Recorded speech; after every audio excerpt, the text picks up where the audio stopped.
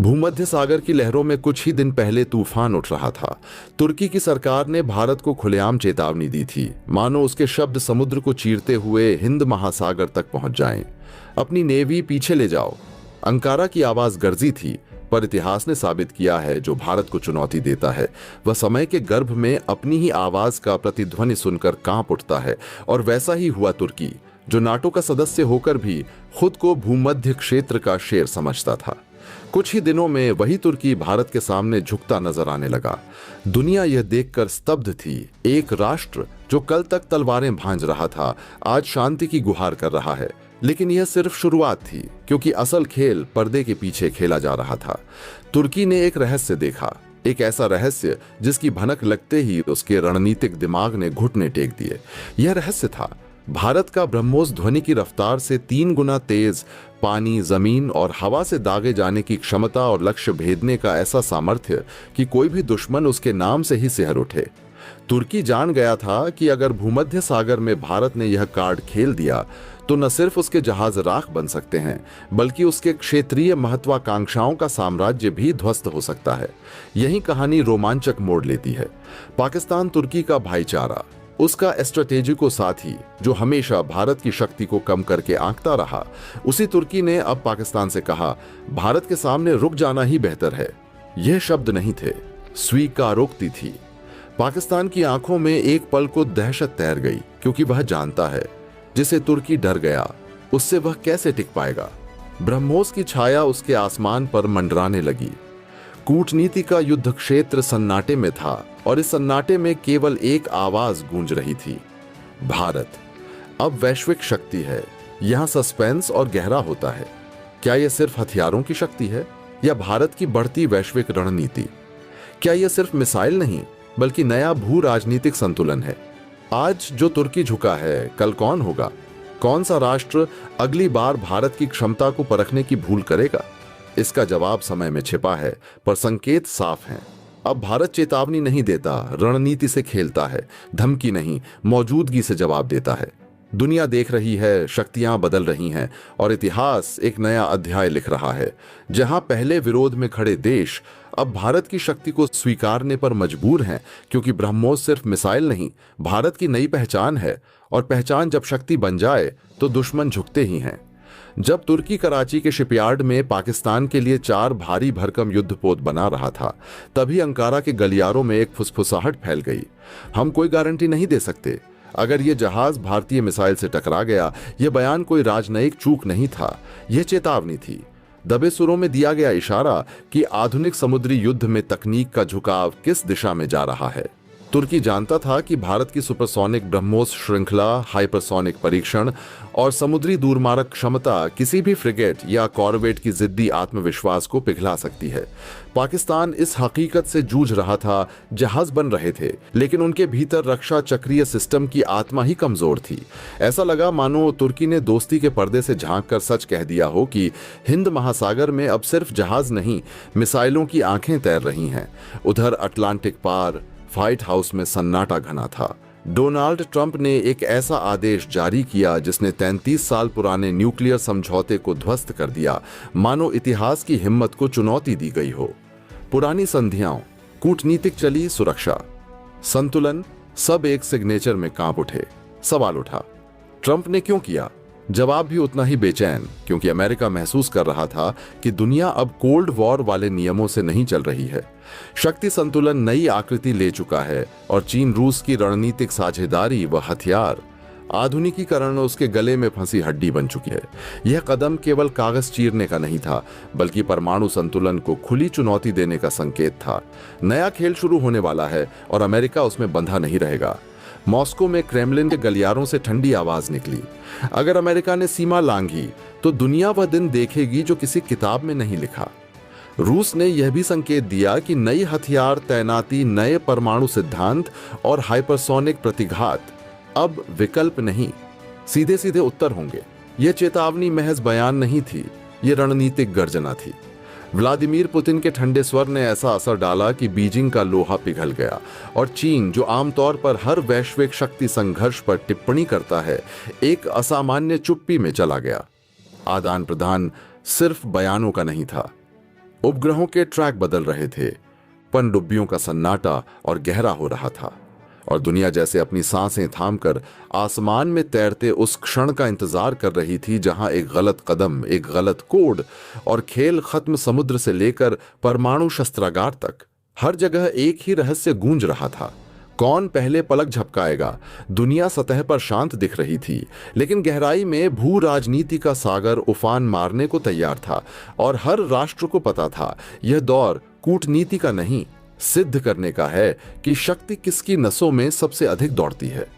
तुर्की जब पाकिस्तान के लिए 4 भारी भरकम युद्धपोत बना रहा था, तब तुर्की ने खुद पाकिस्तान को क्यों कहा कि हम गारंटी नहीं दे सकते कि यह जहाज भारत की मिसाइल से बच पाएगा? और दूसरी खबर, ट्रंप ने वॉर डिपार्टमेंट को 33 साल पुराने न्यूक्लियर ट्रीटी को तोड़ने का आदेश क्यों दे दिया है? और इसको लेकर रशिया ने ऐसी कौन सी चेतावनी जारी कर दी है कि चीन तक खामोश हो गए हैं? ये वह खबरें हैं जो आपको मेन स्ट्रीम न्यूज चैनलों पर शायद ही मिलेंगी, इसलिए वीडियो को आखिर तक जरूर देखिएगा। दरअसल दोस्तों, कहते हैं ना, शेखी बघारना बहुत आसान है, लेकिन हकीकत का आईना देखना उतना ही मुश्किल होता है। और अब तुर्की को समझ में आ गया है, भारत के सामने हवा में दावे नहीं चलते। और यह सवाल कोई छोटा मोटा नहीं है, क्योंकि मुकाबला सीधे सीधे भारत की मिसाइलों से है। और जब टक्कर भारत से हो तो फिर खोखले दावे नहीं, बल्कि फौलादी सबूत चाहिए होता है। क्योंकि दावों वाले तुर्की हथियारों का जो हश्र पहले हुआ है, उसे पूरी दुनिया ने अपनी आंखों से देखा है। कागज पर अपने हथियारों को सुपरमैन बना देना आसान है, लेकिन युद्ध के मैदान में सच सामने आ ही जाता है। दोस्तों, तुर्की और पाकिस्तान मिलकर एक बड़ा डिफेंस गेम खेल रहे थे। मिलगम प्रोजेक्ट के तहत तुर्की पाकिस्तान के लिए 4 भारी भरकम युद्धपोत बना रहा है। पहला जहाज तो पाकिस्तान को ऑलरेडी 2023 में ही मिल चुका है। सबने ताली बजाई, कोई सवाल नहीं पूछा, लेकिन कहानी यहीं से मजेदार होती है। जब तुर्की दूसरा युद्धपोत देने की तैयारी में है, तभी उठ गया भारत का नाम। और जब भारत का नाम आए तो खेल बदल जाता है, क्योंकि पाकिस्तान भारत से अपनी पिछली टक्कर में बुरी तरह पिट चुका है, वो भी भारत की मिसाइलों से। और इसी वजह से आज पाकिस्तानी ही सवाल उठा रहे हैं कि तुर्की के इन नए जहाजों में ऐसा कौन सा सिस्टम है।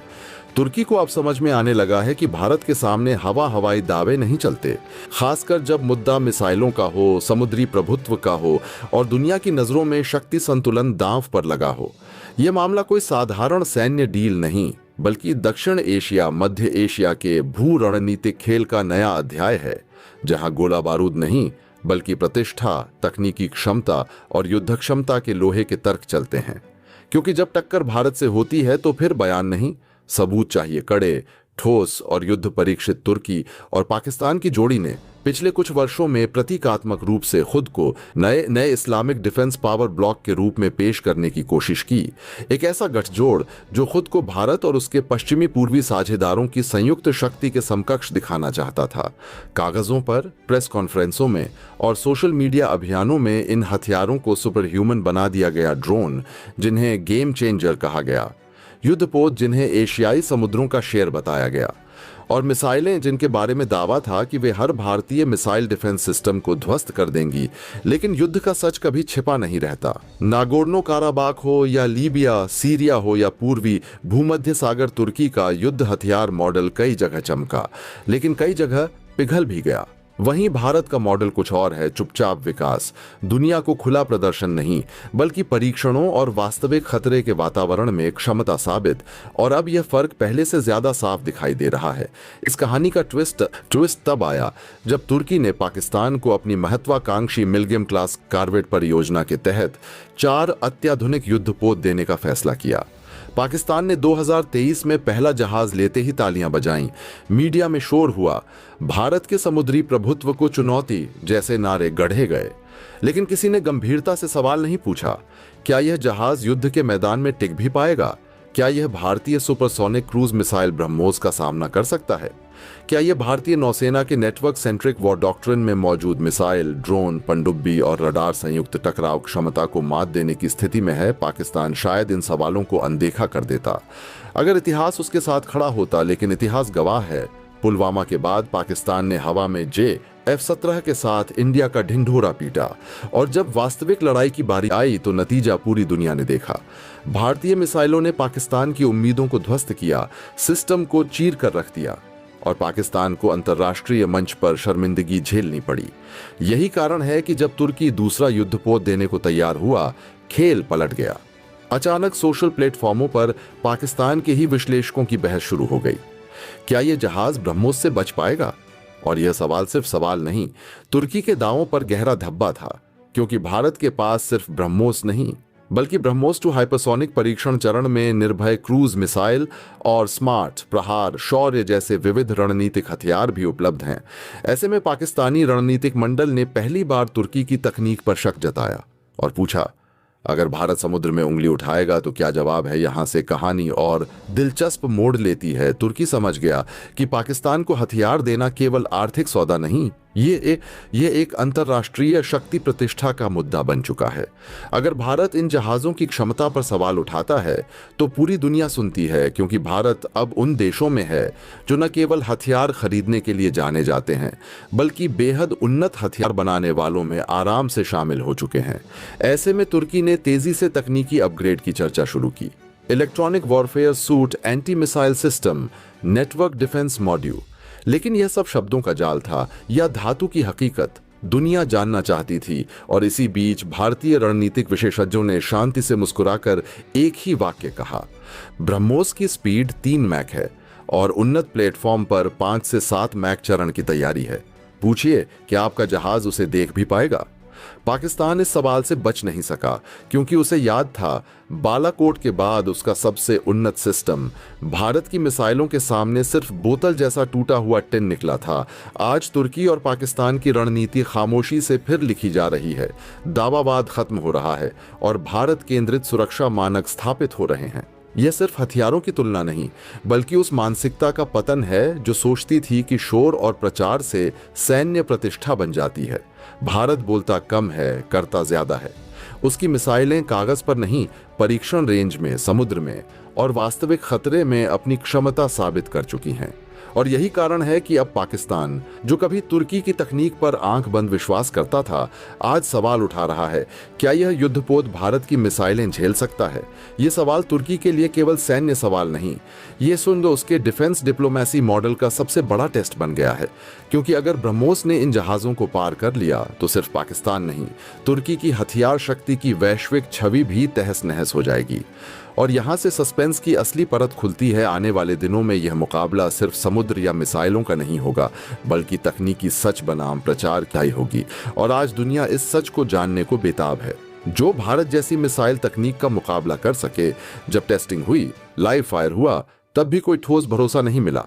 मतलब साफ है, भारत से मुकाबला तो दावे नहीं, असली शक्ति चाहिए, क्योंकि तुर्की के झूठे दावों की पोल दुनिया पहले ही देख चुकी है। अब सुनिए कहानी का सबसे बड़ा ट्विस्ट। तुर्की खुद भी अपने बनाए हथियारों पर पूरा भरोसा नहीं कर पा रहा। जी हाँ दोस्तों, तुर्की की military factory and shipyard management ने पाकिस्तान को साफ साफ कह दिया, हम यह गारंटी नहीं दे सकते कि यह जहाज भारत के क्रूज मिसाइल अटैक से बच पाएगा। अब जरा सोचिए दोस्तों, अगर भारत की नेवी अपने जहाज से सिर्फ एक ब्रह्मोस मिसाइल लॉन्च कर दे तो उसकी ताकत इतनी है कि सामने वाले जहाज की पूरी तकनीक और सुरक्षा सिस्टम की असली परीक्षा वहीं से शुरू हो जाएगी। पाकिस्तानी डिफेंस एक्सपर्ट्स खुद मान रहे हैं, जब जमीन पर लगे उनके बड़े बड़े मिसाइल डिफेंस सिस्टम तक ब्रह्मोस को नहीं रोक पाए, तो ये जहाज में लगे शॉर्ट रेंज के छोटे से मिसाइल सिस्टम क्या कर लेंगे? मतलब साफ है, तुर्की के बनाए जहाज के पानी में उतरने से पहले ही उसके भरोसेमंद सुरक्षा सिस्टम पर सवाल खड़े हो चुके हैं। तुर्की का दावा है कि उसने नौसैनिक तकनीक और हथियार निर्माण में दुनिया को चौंका देने वाला विकास किया है, लेकिन जब बात वास्तविक क्षमता, विश्वसनीयता और आधुनिक युद्ध के प्रायोगिक परीक्षणों की आती है तो तस्वीर कुछ और ही सामने आती है। खासकर वह क्षण जब पाकिस्तान को दिए जा रहे तुर्की के मिलजेम क्लास युद्धपोत पर सवाल उठने लगे और तुर्की की अपनी military factory and shipyard management ने पाकिस्तान को आगाह करते हुए कहा कि वे इस जहाज की भारत के ब्रह्मोस जैसे सुपरसोनिक क्रूज मिसाइल अटैक से सुरक्षा की कोई गारंटी नहीं दे सकते। यह घटना केवल एक बयान नहीं थी, बल्कि यह अंतर्राष्ट्रीय रक्षा बाजार में तुर्की के दावों पर एक बड़ा सवालिया निशान थी। दुनिया जानती है कि रक्षा उद्योग में दावा करना एक बात है, लेकिन युद्ध क्षेत्र में अपनी तकनीक को साबित करना बिल्कुल अलग कहानी है। आज की तारीख में मिसाइल तकनीक विशेषकर हाइपरसोनिक और सुपरसोनिक श्रेणी में भारत का ब्रह्मोस एक ऐसा हथियार है जिसका मुकाबला करना दुनिया की सबसे आधुनिक डिफेंस शील्ड्स के लिए भी चुनौती है। ऐसे में जब तुर्की ने पाकिस्तान को साफ शब्दों में चेताया कि वे अपने जहाज की सुरक्षा की गारंटी नहीं दे सकते, तो इसका मतलब यही निकला कि तुर्की खुद भी अपनी तकनीक पर पूरा भरोसा नहीं कर पाता। अब यहां समझने वाली सबसे खास बात यह है कि भारत की मिसाइल शक्ति केवल ब्रह्मोस तक सीमित नहीं है। भारत अग्नि, पृथ्वी, निर्भय, शौर्य और अब ब्रह्मोस द्वितीय जैसी हाइपरसोनिक परियोजनाओं पर भी काम कर रहा है। यानी भारत ने मिसाइल तकनीक के मामले में सिर्फ गति नहीं, बल्कि सटीकता, जामिंग इम्यूनिटी, कम अल्टीट्यूड सी स्किमिंग फ्लाइट प्रोफाइल और मल्टी लेयर टारगेटिंग क्षमताओं में भी महारत हासिल कर ली है। यही कारण है कि पाकिस्तान के रक्षा विशेषज्ञ भी ये मानने को मजबूर हो गए कि अगर उनके जमीन पर लगाए बड़े बड़े मिसाइल डिफेंस सिस्टम भी ब्रह्मोस को नहीं रोक पाए, तो फिर एक जहाज पर लगे short range missile defence system से कैसी उम्मीद की जा सकती है। युद्ध समुद्र में हो, जमीन पर हो या हवा में, आधुनिक लड़ाइयों में रडार इवेजन, इलेक्ट्रॉनिक वॉरफेयर और मल्टी स्टेज मैन्यूवरिंग जैसे गुण महत्वपूर्ण भूमिका निभाते हैं और भारत की तकनीक ने इन सभी क्षेत्रों में अपनी क्षमता सिद्ध की है। तुर्की ने पिछले कुछ समय में मीडिया प्रचार, राजनीतिक गठजोड़ और दिखावटी सैन्य प्रदर्शन के सहारे यह छवि बनाने की कोशिश की कि वह दुनिया के बड़े रक्षा उत्पादक देशों की सूची में शामिल होने वाला है। लेकिन वास्तविकता में जब उसकी तकनीक को किसी असल चुनौती के सामने खड़ा होना पड़ा, तब उसकी सीमाएं उजागर होने लगीं। पाकिस्तान को दिए जाने वाले तुर्की युद्धपोतों में वायु रक्षा प्रणाली, मिसाइल शील्ड्स और सेंसर पैकेज पर पहले से ही सवाल उठ रहे थे, लेकिन यह आधिकारिक चेतावनी उन संदेहों को सच कर गई। इसे साफ साफ समझ लीजिए कि अगर कोई निर्माता देश अपनी तकनीक की सुरक्षा पर भरोसा न कर सके, तो वह दूसरे देशों को क्या भरोसा देगा। यही वह बिंदु है जहां भारत और तुर्की की रक्षा प्रणालियों में जमीन आसमान का अंतर दिखता है। दोस्तों, आपकी क्या क्या राय है? कमेंट बॉक्स में जरूर से बताएं और साथ ही चैनल को सब्सक्राइब करना ना भूलें।